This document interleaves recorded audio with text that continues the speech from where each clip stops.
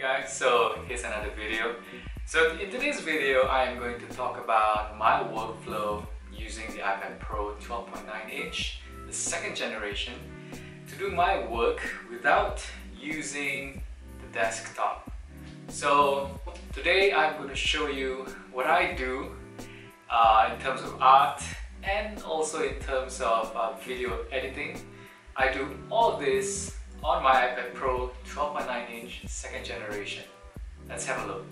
The first app that I go to for doing my artwork is called Tayasui Sketches Pro. So Tayasui Sketches Pro has a wonderful watercolor brush that it is very difficult for other apps to recreate. It has that very natural feel. So this is the first app that I always go to if I want to do watercolor artwork.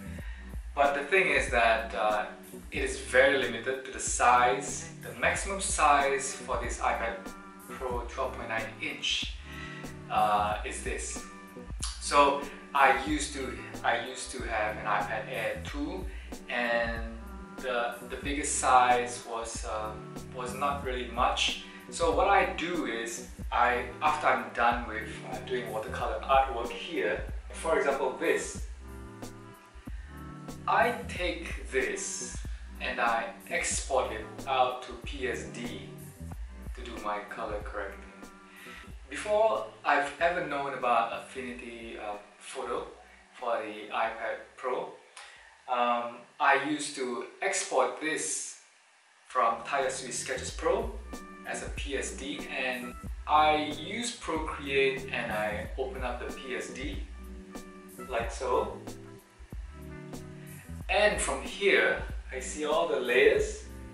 I open up all the layers that I have and I do my color correcting over here. So you can change the curves, the color balance, and the hues and everything else over here. Once I am happy with how the color look like, and then I will just export that to PSD. Now, I would like to send this over to my client as a PSD, but sometimes the file is too big. So what do? I send it over to this program called iZip. So here's iZip. This is a very good app to zip up your files. For my case, I zip up my PSD file, my Photoshop files, as a zip file, and then I will deliver this to my client. Another good thing about the iPad Pro is that the colors that I see here when I do my artwork and then I transfer it over to my desktop, the colors are the same. Compare this last time when I used my iPad Air 2. When I work on my iPad Air 2, the colors that I see on my iPad Air 2 is totally different. The hues are all wrong, the brightness and everything else. So I had to go back and forth from my iPad Air 2 to my desktop and so on just to color correct.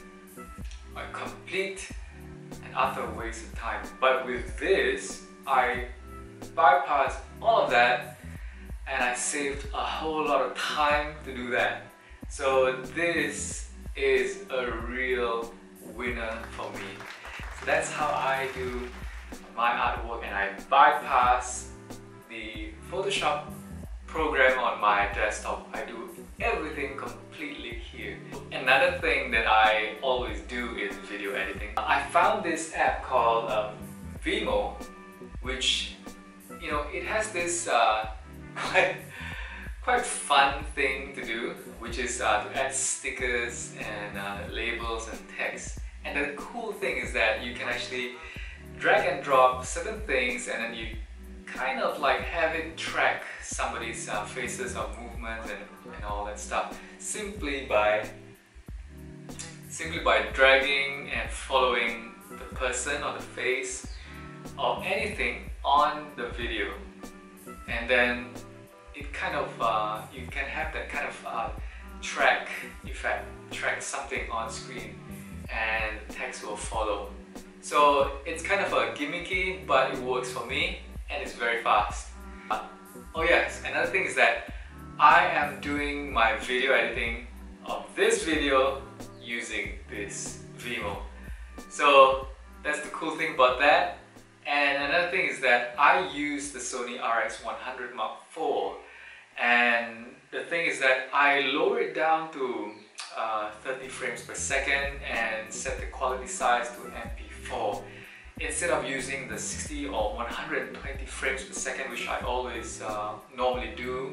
And because I want to keep the file size low so that I can load it up easily to my Google Drive. The camera of my RX100 Mark IV has Wi-Fi capabilities. So what I do is that I hook it up with this camera. I hook it up via Wi-Fi to my iPad, and then I usually transfer it. I have this app from Sony called Play Memories.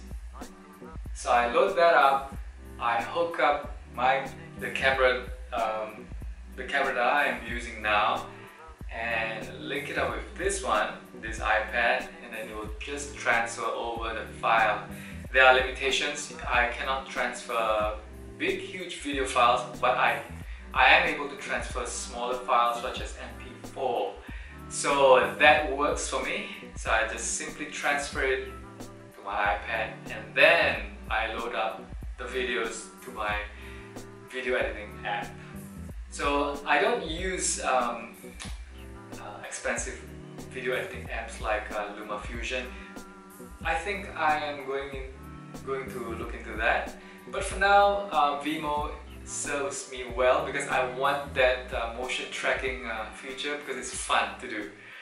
So that's it. So that's how I do it. I bypass my desktop and I simply use my iPad Pro 12.9-inch second generation to do all my work, basically art, painting, as well as video editing. So once I'm done with editing videos, I simply go to Safari on my iPad Pro and I upload to YouTube. And it is all so seamless. I do not have a need for desktop at all in my case. So I don't know about you, but you can try it out, see how it works for you. And so yeah, I hope this works. I hope this video is useful for you.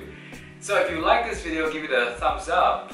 And if you want to catch up with whatever videos that I have in the future, I do a lot of videos regarding a lot of things like gardening, food videos, many things. So if you like, you can subscribe and hit the notification button to be notified of any videos that I have, new videos that I have.